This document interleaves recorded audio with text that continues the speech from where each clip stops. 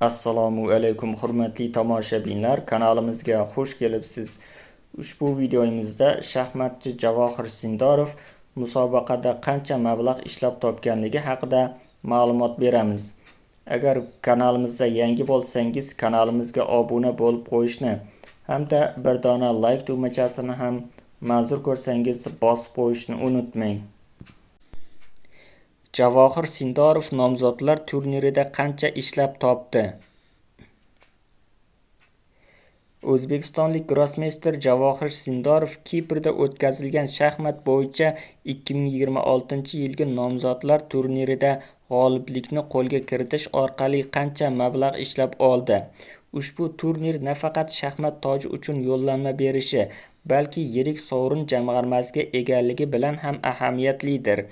FIGHT tomonidan tasdiqlangan rasmiy reglamentga ko'ra, turnirning umumiy sovrin jamg'armasi 700 ming yevroni tashkil etadi. Ushbu mablag' shaxmatchilar o'rtasida egallangan o'rin va to'plangan ochkolarga qarab taqsimlanadi. Turnir yakuniga ko'ra, kuchli uchlikka quyidagi miqdorda kafolatlangan mukofot pullari beriladi. Birinchi o'rin uchun 70 ming yevro, ikkinchi o'rin uchun 45 ming yevro, uchinchi o'rin uchun 25 ming yevro. Ushbu turnirning o'ziga xos jihati shundaki, ishtirokchilar jamg'argan har yarim ochkosi uchun alohida 5 ming yevro miqdorida bonus oladi. Masalan, turnir davomida 9,5 ochko jamg'argan Javohir Sindorov faqat ochkolari hisobidan 95 ming yevro ishlab topdi.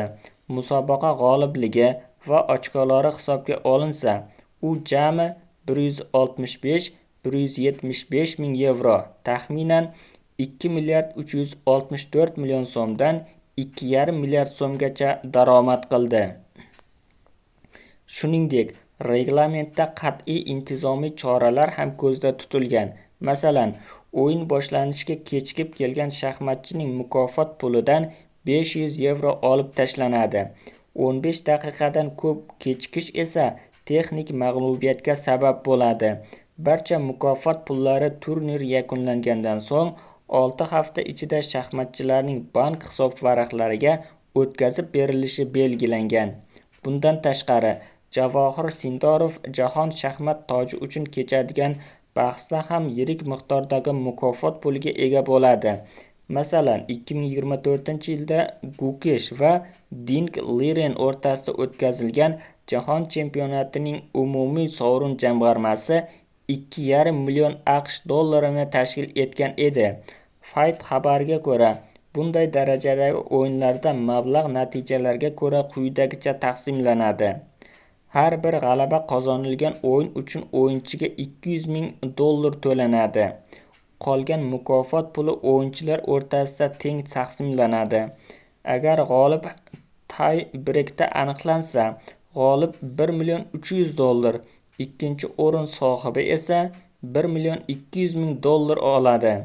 Ma'lumot uchun, Javohir Sindorov 15 aprelga qadar davom etgan mazkur turnir g'olibi sifatida amaldagi jahon chempioni Gukesh Domarajuga qarshi shaxmat toji uchun kechadigan bahsda ishtirok etish huquqini qo'lga kiritdi.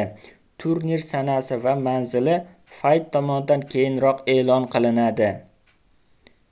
Videomiz yoqqan bo'lsa, like bosing, kanalimizga obuna bo'ling.